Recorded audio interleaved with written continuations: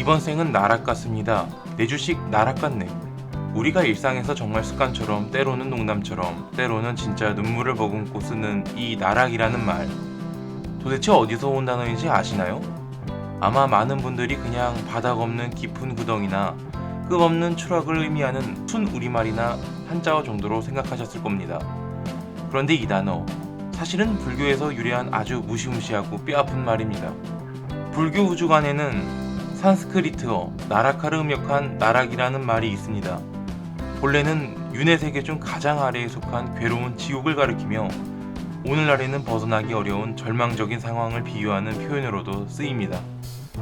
우리가 돌이킬 수 없는 실수를 했을 때 나락 같다 하고 표현하는 건 본능적으로 그 상황이 지옥처럼 느껴지기 때문일지도 모릅니다. 하지만 불교에서 말하는 지옥, 즉 나락은 하늘 위에 있는 신이나 염라대왕이 우리를 벌주기 위해 억지로 밀어넣는 물리적인 감옥만을 의미하지 않습니다. 불교의 핵심은 결국 마음에 있거든요. 나락은 사실 우리 스스로가 만들어낸 끝없는 욕망, 집착, 그리고 어리석음이 빚어낸 마음속의 지옥을 상징하기도 합니다. 내 뜻대로 되지 않는 세상에 대한 분노, 남들과 비교하며 스스로를 갉아먹는 열등감, 이미 지나간 과거에 대한 후회들이 모여 우리의 마음을 끝없는 수렁으로 끌어내리는 거죠.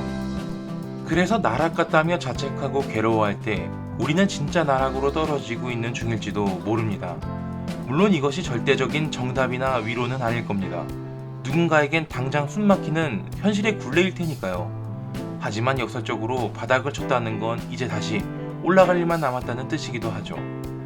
스스로를 묶고 있는 집착의 동아줄을 탁 놓아버리는 순간 끝없는 추락 같았던 그곳이 새로운 시작점이 될 수도 있습니다. 직장인들에게 하루 중 가장 기다려지는 하루의 백미이자 가장 귀한 시간, 바로 점심시간이죠. 오죽하면 출근하자마자 오늘 점심 뭐 먹을지 고민하는 게 직장인들의 첫 번째 업무라는 우스갯소리가 있을까요? 그런데 우리가 매일 반복하는 이 점심이라는 단어가 불교 용어에서 출발했다는 사실 알고 계셨나요? 한자를 그대로 풀이해보면 점찍을 점, 마음심, 말 그대로 마음의 점 하나를 찍듯이 가볍게 먹는다는 뜻입니다. 배를 빵빵하게 채우는 식사가 아니라 그저 마음의 작은 점 하나를 콕 찍듯이 적은 양의 음식을 먹는 것을 의미하죠. 원래 불교의 스님들은 하루 한 끼, 정오 이전에만 식사를 하는 일종식을 원칙으로 삼았습니다. 정오가 지나면 오후에는 음식을 먹지 않는다는 전통이었지요. 하지만 수행을 하다 보면 에너지가 떨어져 허기가 져서 참선에 집중하기 어려울 때가 있죠. 그래서 수행에 방해되지 않을 정도로 아주 가볍게 속을 달래는 음식을 먹었는데 이것이 바로 마음의 점을 찍는다는 의미의 점심이었습니다. 현대인들의 점심시간은 어떤가요? 식당 앞에서 길게 줄을 서서 급하게 밥을 밀어넣고 남은 시간엔 아이스 아메리카노를 수혈하며 밀린 업무를 걱정하죠. 마음의 점을 찍는 고요한 시간이 아니라 오히려 스트레스와 피로를 뱃속에 우겨넣는 또 다른 전쟁터에 가깝습니다. 불교에서 점심은 단순히 허기를 채우는 행위가 아니라 수행의 연장선이자 비워냄의 과정이었습니다. 물론 치열한 현생을 살아가는 우리가 당장 스님들처럼 적게 먹고 명상에 잠길 수는 없습니다. 이게 현대사회의 정답도 아니고요. 그저 일상에 적용해 볼 수 있는 하나의 작은 제안일 뿐입니다. 하루에 단 10분이라도 밥을 먹으며 온전히 나에게 집중해 보는 건 어떨까요? 핸드폰을 내려놓고 숨을 고르고 고요히 음식을 느끼는 것. 그 순간이 바로 현세의 압박 속에서 잠시 로그아웃하고 마음의 평안에 점을 찍는 진정한 점심일지도 모릅니다. 어디서 건달 같은 놈이 와가지고 드라마나 영화 혹은 우리 일상에서 이 건달이라는 말은 참 흔하게 쓰입니다. 보통 직업 없이 빈둥거리거나 험악하게 굴며 남을 위협하는 불량배를 낮잡아 부를 때 쓰죠. 그런데 만약 길거리에 그 껄렁한 건달이 원래는 하늘에서 음악을 연주하는 신비로운 신이었다고 하면 믿으시겠습니까? 이 믿기지 않는 반전은 불교 우주관에서 시작됩니다. 건달은 산스크리트어인 간다르바를 한자로 음역한 건달바에서 유래했습니다. 불교 경전에 따라 건달바는 수미산 일대에 살며 부처님이나 하늘의 신들이 모일 때마다 아름다운 음악을 연주하는 음악의 신입니다. 향기만을 먹고 살며 호공을 날아다니면서 음악을 연주하는 아주 고상하고 신비로운 존재들이죠. 우리가 아는 험악한 주먹 세계의 건달과는 거리가 멀어도 너무 멉니다. 그렇다면 어떻게 하늘의 음악의 신이 동네 양아치로 뜻이 바뀌게 된 걸까요? 건달바의 형체 없이 허공을 떠도는 특성이 일 없이 늘 빈둥거리는 사람으로 비춰지면서 아무것도 가진 것 없이 빈둥거리는 사람을 뜻하는 말로 변질되었고, 그것이 오늘날의 건달이 된 것입니다. 우리가 쓰는 말의 어원 하나에도 이렇게 극단적인 반전이 숨어 있다는 게 참 재밌지 않나요? 이건 불교적 시각을 빌려온 하나의 씁쓸한 역사적 예시일 뿐이지만, 이 반전 속에서 우리는 타인을 바라보는 편견에 대해 생각해 볼 수도 있습니다. 겉보기엔 한심해 보이고 쓸모없어 보이는 무언가라도 그 본질을 파고들면 하늘을 날며 음악을 연주하는 신처럼 고유한 가치를 품고 있을지도 모르니까요. 오늘 하루 색안경을 잠시 벗어두고 주변의 진짜 가치를 발견해 보는 건 어떨까요? 출근길 지옥철 탑승 상황. 사람들에게 밀려 이리저리 치이다 보면 속으로 이런 말이 절로 나옵니다. 아휴, 완전 아수라장이 따로 없네. 엉망진창으로 혼란스러운 상태를 뜻하는 이 아수라장은 매일 아침 우리가 겪는 현실이죠. 그런데 이 단어 역시 불교와 인도 신화에서 유래한 말입니다. 고대 인도 신화와 불교 우주관에 등장하는 아수라는 싸움을 좋아하고 투쟁을 일삼는 존재로 그려집니다. 그래서 아수라장은 아수라가 싸우는 곳이라는 뜻에서 크게 혼란스럽고 난장판이 된 상황을 가리키는 말로 쓰이게 되었습니다. 생각해보면 우리는 매일 아침 출근길이라는 각자의 아수라장으로 걸어 들어갑니다. 남들보다 조금 더 빨리 가기 위해, 조금 더 편하게 가기 위해 어깨를 부딪히며 소리 없는 전쟁을 치르죠. 직장에서도 마찬가지입니다. 실적을 위해, 진급을 위해, 혹은 그저 살아남기 위해 하루하루 피말리는 전투를 벌입니다. 내가 아수라인지 내 옆자리의 동료가 아수라인지도 모른 채 말이죠. 불교에서는 이 아수라 세계에 떨어지는 것은 큰 고통으로 봅니다. 끝없는 투쟁 속에서 결코 마음의 평안을 얻을 수 없기 때문입니다. 물론 우리가 당장 내일 출근을 멈추고 산속으로 들어갈 수는 없습니다. 누군가에게 이 치열함은 가족을 지키기 위한 고귀한 책임감일 테니까요. 불교의 이야기가 무조건 삶의 방식을 바꾸라는 절대적인 정답은 아닙니다. 그저 한 번쯤 우리의 일상을 돌아보는 거울 같은 예시일 뿐이죠. 오늘 하루 퇴근길 지친 몸을 이끌고 돌아오는 길에는 싸움의 신 아수라의 갑옷을 잠시 벗어두면 어떨까요? 치열했던 하루의 끝에서 적어도 내 마음속 아수라장만큼은 고요히 잠재울 수 있기를 바랍니다. 왜 이렇게 야단법석이야? 회식 자리에서 술잔이 깨지고 고성이 오가거나 사람들이 모여 웅성거리며 정신이 없을 때 우리는 흔히 야단법석을 떤다고 말합니다. 시끄럽고 어수선한 상황을 부정적으로 표현할 때 주로 쓰죠. 그런데 원래 이 말은 아주 경건하고 성스러운 자리에서 탄생한 불교 용어입니다. 한자를 풀이해보면 들야, 재단단, 법법, 자리석입니다. 즉, 야외에서 세운 단과 불법을 듣는 자리라는 뜻이죠. 사찰의 법당이 좁아 사람들을 다 수용할 수 없을 때 밖에 넓은 들판에 단을 임시로 세우고 부처님의 가르침을 듣는 대규모 법회를 의미합니다. 수많은 사람들이 진리를 깨닫기 위해 구름대처럼 몰려들어 설레고 웅장한 분위기가 가득 찬 자리, 그것이 바로 진짜 야단법석이었습니다. 어떻게 이렇게 신성한 자리가 지금은 시끄럽고 정신없는 상황을 비꼬는 말로 변했을까요? 수많은 인파가 모이다 보니 당연히 소란스러울 수밖에 없었을 겁니다. 본질적인 진리를 향한 열정은 잊혀지고 겉으로 보이는 시끄러운 모습만 남아 오늘날 부정적인 의미로 굳어지게 된 거죠. 우리가 살아가는 현생도 가끔 이와 비슷하지 않나 싶습니다. 각자의 삶의 목적과 진심은 온데간데 없고 그저 겉으로 보이는 시끄러운 소음과 갈등에만 집중하며 에너지를 낭비할 때가 많으니까요. 남들의 소란스러움을 지적하기 전에 어쩌면 내 마음속에도 쓸데없는 생각들이 야단법석 떨고 있는 건 아닌지 돌아볼 필요가 있습니다. 이것이 마음을 다스리는 유일한 정답은 아니지만 복잡한 일상을 살아가는데 작은 힌트가 될 수는 있을 겁니다.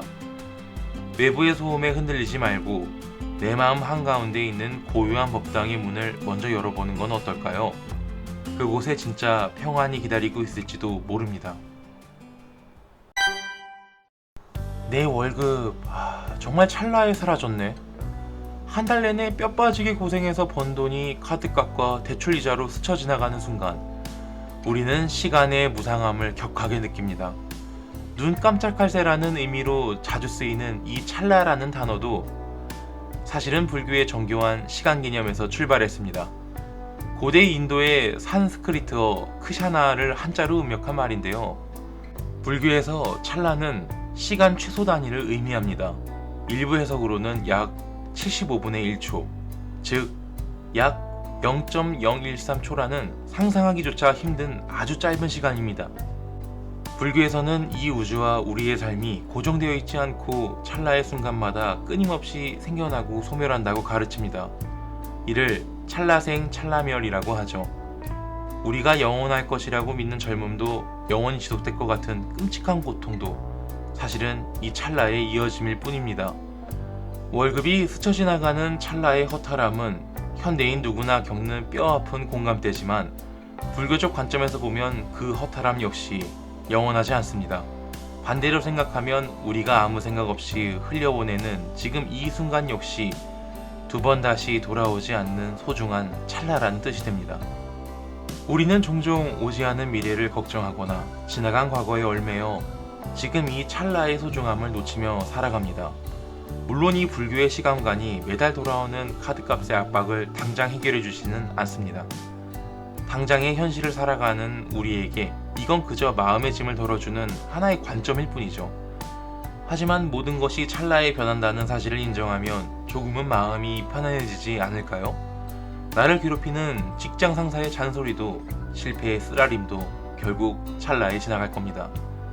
영원한 것은 없다는 그 당연한 진리가 때로는 팍팍한 현생을 버티게 하는 가장 강력한 위로가 되기도 합니다. 이번 주도 야근을 아주 일상다반사네.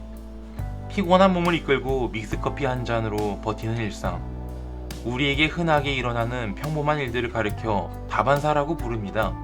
이 단어는 너무나 익숙해서 한자어인지조차 헷갈릴 정도죠. 사실 이 말은 불교 참선 수행에서 유래한 항다반사라는 표현과 관련이 있습니다. 뜻을 풀어보면 차다, 밥반, 일사, 즉 절에서 차를 마시고 밥을 먹는 일처럼 아주 당연하고 평범한 일이라는 의미입니다. 불교의 선정에서 깨달음이라는 것이 저 멀리 깊은 산속이나 특별한 기적 속에 있는 것이 아니라고 말합니다. 밥을 먹을 땐 온전히 밥 먹는 것에 집중하고 차 마실 땐 차 마시는 것에 집중하는 것. 그렇게 매일 반복되는 평범한 일상 속에 오히려 진정한 깨달음의 길이 있다는 가르침이죠. 이것을 평상심이 곧 도라고 표현합니다. 우리는 흔히 특별한 이벤트나 일탈에서만 행복을 찾으려 합니다.